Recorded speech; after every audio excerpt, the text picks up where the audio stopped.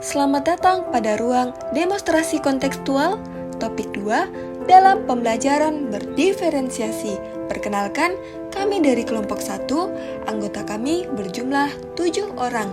Yang pertama, ada Aulia Anissa, yang kedua, ada Arwilda, yang ketiga, Andini Putri, yang keempat, Eka Marlina, yang kelima, Intan Indriawati, yang keenam, Mirzan, dan yang ketujuh, Andi Muhammad Dade. Selamat menyaksikan. Baik, yang pertama-tama kami akan memaparkan pengertian pembelajaran diferensiasi secara umum. Pembelajaran diferensiasi adalah pembelajaran yang dapat membantu memenuhi kebutuhan belajar setiap siswa. Pembelajaran ini digagas oleh Carol Tomlinson, seorang pendidik, penulis, dan pembicara asal Amerika. Selanjutnya, kami akan memaparkan pengertian pembelajaran diferensiasi menurut para ahli. Yang pertama, menurut Tomlinson dan McTighe, pembelajaran diferensiasi adalah pembelajaran yang memfokuskan diri pada setiap yang mengajar, di mana mengajar, dan bagaimana mengajar. Yang kedua, menurut Turok, pembelajaran diferensiasi adalah pembelajaran yang menciptakan berbagai alur.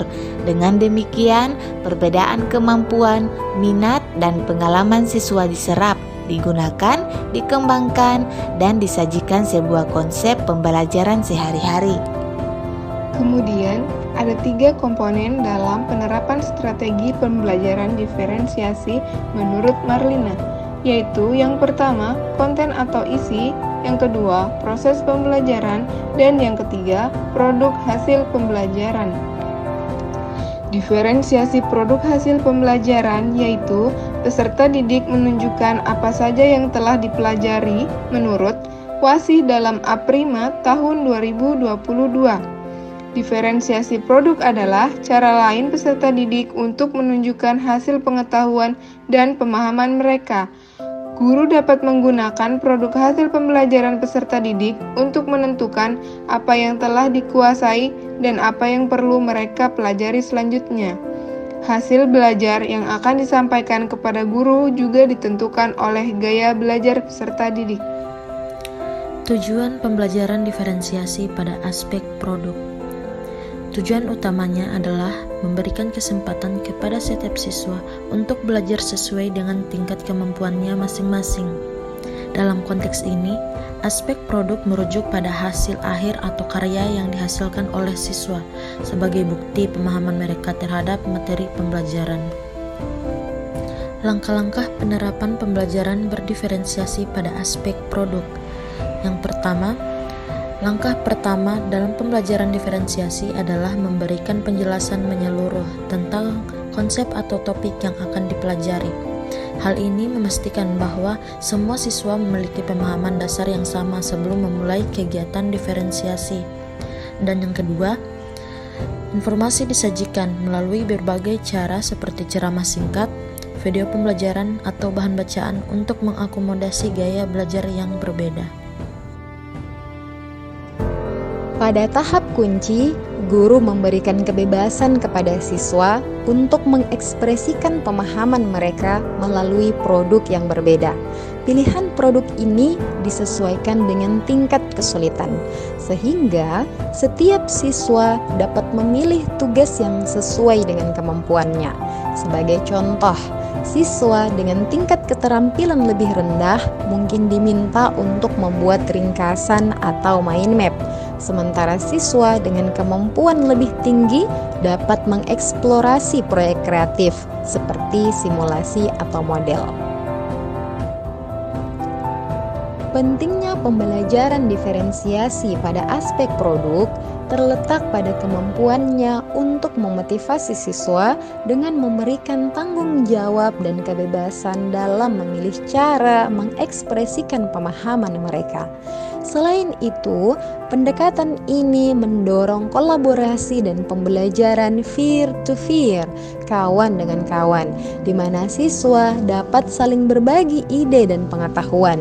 Feedback yang diberikan oleh guru pada setiap produk menjadi instrumen evaluasi yang lebih beragam, sesuai dengan tingkat kesulitan masing-masing tugas. Dengan menerapkan pembelajaran diferensiasi pada aspek produk, guru tidak hanya menciptakan ruang pembelajaran yang inklusif, tetapi juga mendukung pengembangan holistik setiap siswa sesuai dengan kebutuhan dan potensinya. Hal ini adalah langkah awal menuju pembelajaran yang lebih personal dan relevan, di mana setiap siswa dapat tumbuh dan berkembang sesuai dengan bakat dan minatnya. Strategi pembelajaran berdiferensiasi.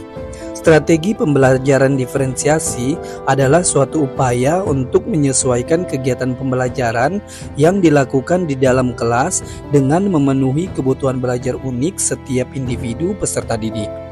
Penyesuaian yang dimaksud berkaitan dengan minat peserta didik, profil belajar, dan kesiapan untuk mencapai hasil belajar peserta didik yang lebih baik.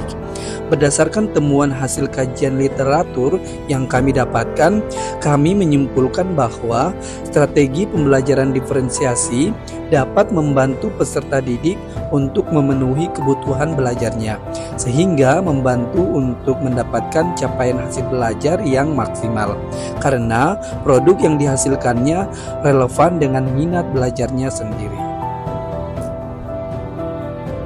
Sekarang kita masuk pada topik implementasi diferensiasi produk. Implementasi diferensiasi produk dalam pembelajaran mencakup langkah-langkah untuk memastikan siswa memiliki pilihan yang beragam dalam mengekspresikan pemahaman mereka. Guru memulai dengan menganalisis kebutuhan siswa, mengelompokkan mereka berdasarkan karakteristik, dan merancang berbagai jenis produk dengan panduan penilaian yang jelas. Selama proses pembelajaran, guru memberikan bimbingan, mendorong kolaborasi, dan memberikan umpan balik konstruktif. Setelah produk selesai, siswa merefleksikan pengalaman mereka. Guru tetap fleksibel untuk menyesuaikan pendekatan berdasarkan perkembangan siswa. Dengan demikian, diferensiasi produk menciptakan pengalaman pembelajaran inklusif yang memajukan pemahaman siswa sesuai dengan kebutuhan dan potensi masing-masing. Pada slide selanjutnya, kami menampilkan dua contoh rubrik pada penilaian presentasi produk. Jika dilihat pada rubrik pertama, terdapat kriteria penilaian yang mencakup 3 poin penting. Pertama, isi presentasi, yang mana isi presentasi ini terdiri atas pembukaan atau salam, tujuan presentasi, menyampaikan kebudayaan daerah terpilih, penutup atau salam. Kedua, sikap presentasi. Sikap presentasi meliputi beberapa komponen, yaitu berdiri tegak, suara terdengar jelas, melihat ke arah audiens, mengucapkan salam pembuka, setiap kelompok terlibat dalam presentasi, dan mengucapkan salam penutup. Yang terakhir, pemahaman konsep. Dari ketiga poin tadi dapat dinilai dengan beberapa kriteria, yaitu perlu perbaikan, cukup, baik, dan sangat baik. Kemudian pada rubrik kedua, ini memiliki keterkaitan dengan rubrik yang pertama. Namun di rubrik ini penilaiannya lebih spesifik, di mana dari ketiga poin penting pada penilaian presentasi produk seperti isi presentasi, sikap presentasi, dan pemahaman konsep, penilaiannya dalam bentuk angka 1, 2, 3, 4. Yang jika disandingkan dengan tabel rubrik pertama, 1 berarti perlu perbaikan, 2 cukup, 3 baik, dan 4 sangat baik. Itulah tadi pemaparan materi ruang kolaborasi topik 2 dalam pembelajaran berdiferensiasi. Semoga apa yang kami sampaikan dapat dipahami dan dapat bermanfaat untuk teman-teman. Terima kasih.